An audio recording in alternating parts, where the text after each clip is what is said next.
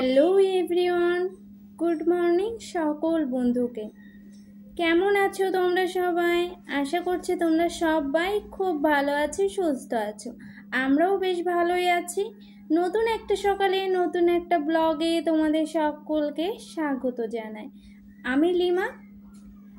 ঘড়িতে এখন বাজে প্রায় 7:30টার কাছাকাছি।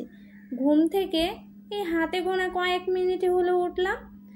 আর আজ হচ্ছে রবিবারের সকাল থেকেই ভিডিওটা শুরু করলাম। তোমরা দেখতে থাকো, আশা করছি তোমাদের ভালো লাগবে।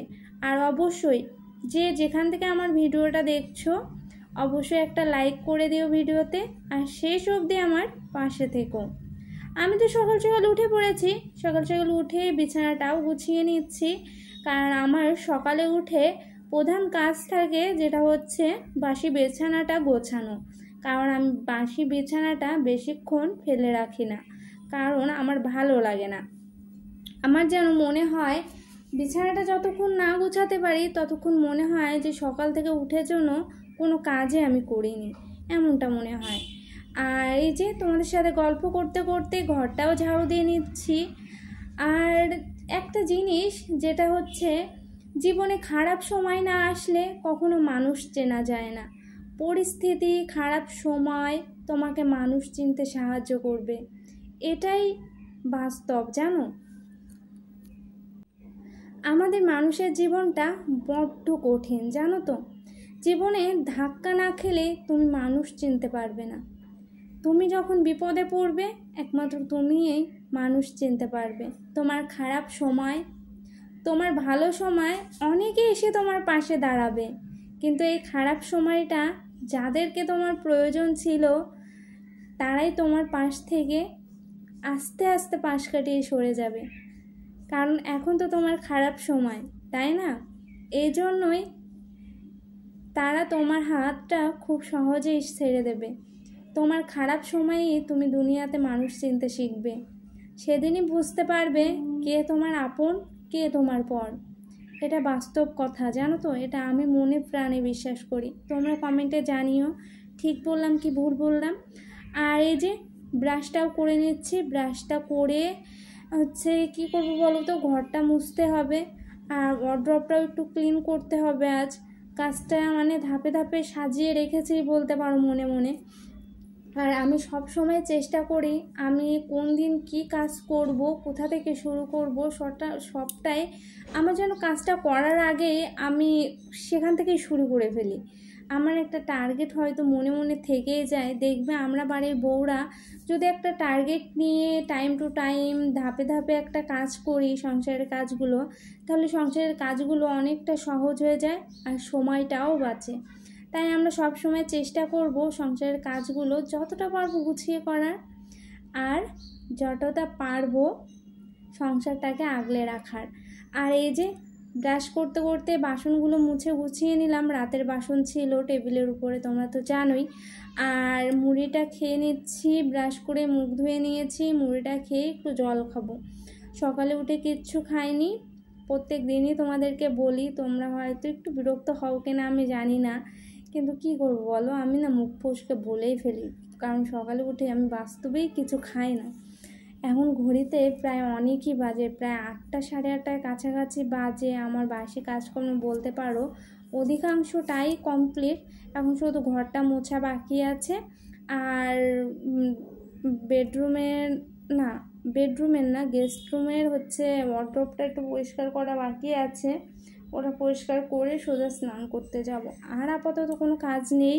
স্নান করে এসে বাকিটা তোমাদের সাথে তো শেয়ার করবই, তার জন্য তোমরা ভিডিওটা কন্টিনিউ দেখতে থাকো। আর আমি মনে প্রাণে বিশ্বাস করি সংসারের এই কাজগুলো গুছিয়ে করাটাও কিন্তু একটা প্রতিভা, কোনো মানসিক রোগ নয়। আর আমি কিন্তু সপ্তাহে একটা ডিপ ক্লিন করার চেষ্টা করি জায়গাগুলো। যেমন ধরো বাড়ির ঝুল ঝাড়া, আলমারি পরিষ্কার, টেবিল চেয়ারগুলো একটু ধুলো পড়ে গেলে সেগুলো পরিষ্কার করে ফেলি, যতটা পারি চেষ্টা করি। আর আমি তো টুকিটাকি পরিষ্কার করতেই থাকি, এজন্য আমার খুব একটা প্রয়োজন পড়ে না দেখবে ডিপ ক্লিন করার। কারণ দেখবে আমরা যদি 1 দিন পরও যদি এই জিনিসগুলো একটু মুছে রাখি, একটু ক্লিন করে রাখি, তাহলে দেখবে আমাদের খুব কম সময়ে আমরা জিনিসগুলো পরিষ্কার করে রাখতে পারি, আর হচ্ছে আমাদের সময়টাও বাঁচে, আর ডিপ ক্লিনও করা লাগে না আমাদের। আর একদিনে যদি আমরা প্রচুর পরিমাণ ডিপ ক্লিন করতে চাই, তাহলে দেখবে আমাদের সময়টাও কিন্তু দীর্ঘ লাগে। এই জন্য আমরা চেষ্টা করব 2-1 দিন পর একটু ক্লিন করে রাখার, তাহলে একবারে আমাদের বেশি কষ্ট হবে না, এটাই। আর এই যে আমি তো কাজকর্মগুলো গুছিয়ে করছি, ঘরটা মুছে নিয়েছি, ওয়ার্ড্রপটা মুছে নিচ্ছি, তোমাদের দাদাভাইয়ের ঘড়ি রয়েছে এখানে, ঘড়িটা মুছে নিলাম, ও ছবিটা ওটাও মুছে রাখলাম। তোমাদের দাদাভাইয়ের জন্য একটা দুঃখের খবর আছে, সেটা হচ্ছে তোমাদের দাদাভাইয়ের মনটা ভীষণই খারাপ। তার বাইকটা হচ্ছে বন্ধ হয়ে পড়ে আছে 3-4 দিন হলো, মনটা ভীষণই খারাপ, হেঁটে হেঁটে অন্য গাড়িতে যাতায়াত করতে হচ্ছে। বাবুর মনটা ভীষণই খারাপ, সেটা তোমাদেরকে বললাম, কারণ গাড়ির একটা পার্টস লাগবে, যেটা পাওয়া যাচ্ছে না।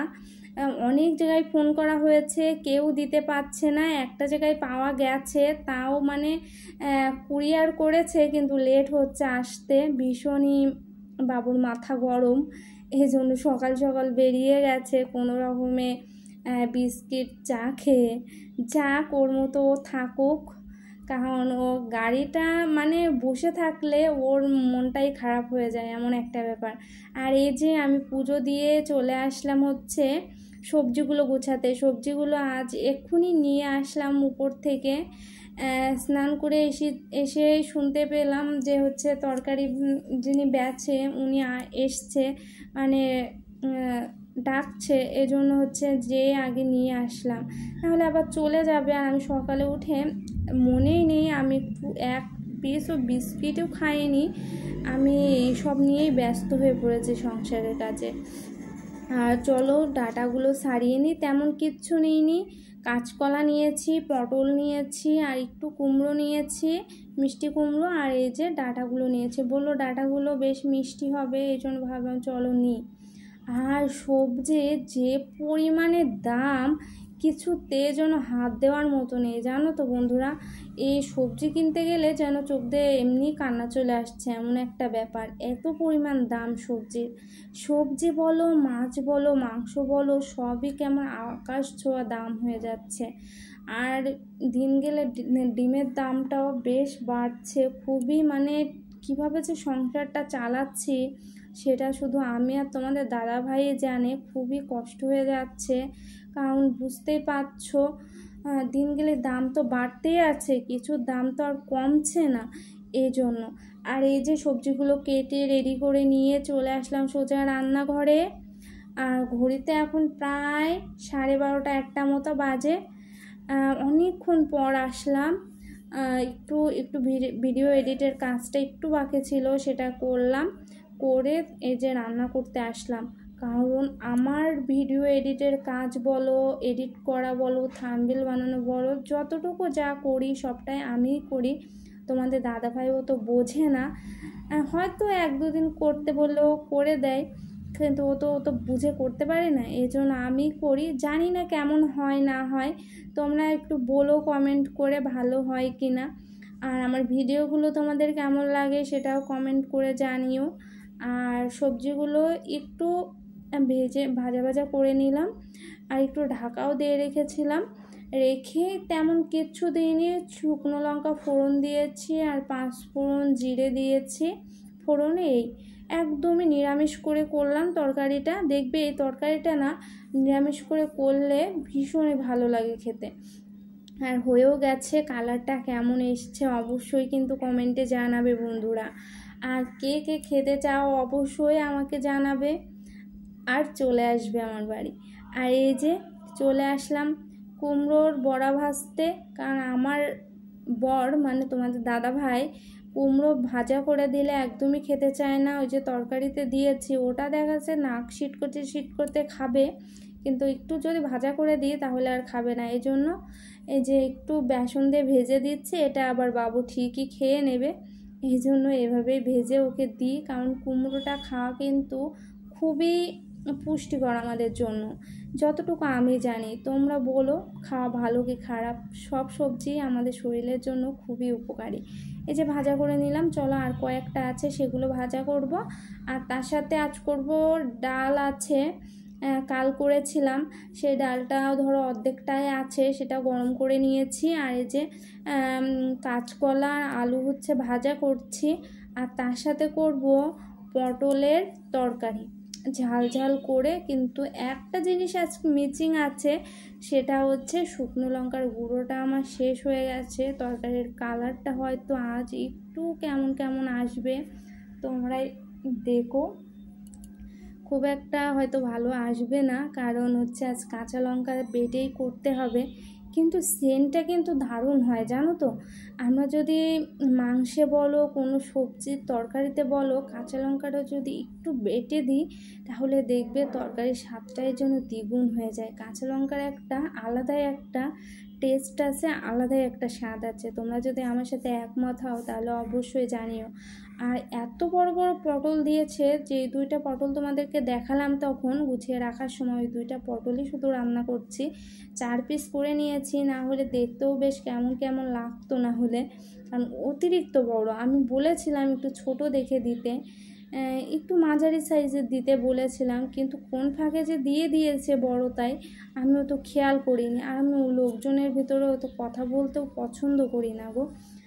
আর চলো, রান্নাবান্না তো আমার প্রায় কমপ্লিট।